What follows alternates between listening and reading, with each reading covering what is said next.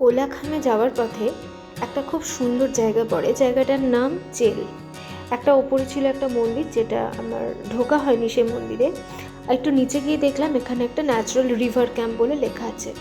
তো যেতে গিয়েই রাস্তা তো ভীষণই খারাপ রীতিমতো, কিন্তু তাও যেন ভীষণই ভালো লাগছে।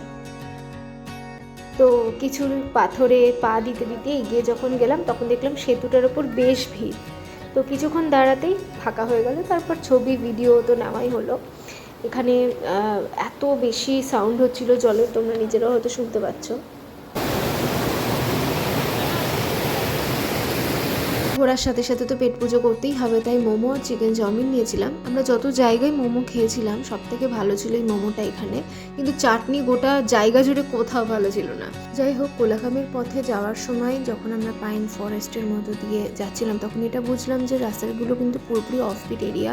ওখানে ট্যুরিস্টের সংখ্যা অত্যাধিক কম, মানে আমরা পুরো জার্নি হয়তো 5-6 ঘন্টার একটা জার্নিতে আমরা মোটামুটি একটা কি দুটো ম্যাক্সিমাম গাড়ি দেখতে পেয়েছি, তার বেশি না। আর এই জায়গাগুলোতে এত বেশি জোক ছিল। তো আমাদের সাথে যে ছিল পূর্ণিমা আর কি, রিজুর ওয়াইফ, ওকে রীতিমতো জোকে কেটেছিল, সেটা আমরা হোমস্টেতে এসে দেখেছিলাম। আর এখানকার বাড়িগুলো এতটাই বেশি সুন্দর, প্রত্যেকটা বাড়িতে এত বেশি গাছ, ফুলের গাছ, গোলাপ গাছ, ধুতরা গাছ, যে বলারই নেই। চারিদিকে কিন্তু অদ্ভুত রকম নিস্তব্ধতা, শুধুমাত্র শব্দ বলতে পায়ের আওয়াজটুকু ছাড়া আর কিছুই নয়। এসছি সামনে ফলসে, মনে পড়ে যাচ্ছে Meghalaya double decker road bridge কিংবা ওয়েসিটাও এর কথা।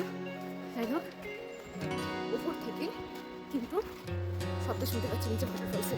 মেঘালয়ের ওয়েসিটং বা ডবল ডেকার রুট ব্রিজ হয়তো অনেক বেশি টাফ ট্রেকিংয়ের দিক থেকে, কিন্তু যতবারই ঝর্ণা দেখি বা পাহাড়ে যাই এরকম অদ্ভুত একটা ভালো লাগা তৈরি হয়।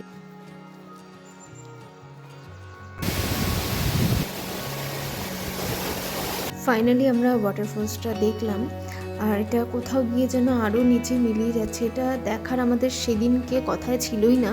আমাদের হোমস্টেতে ঢুকে তারপর রেস্ট নিয়ে বেরোনোর কথা ছিল, কিন্তু টাইমের অভাবে আর করতে পারিনি। বহুক্ষণ ধরে জলের ছাটে হাওয়ায় ঠান্ডায় ভিজে অপেক্ষা করছি যে ভাই তোরা সর একটু ছবি তুলবো।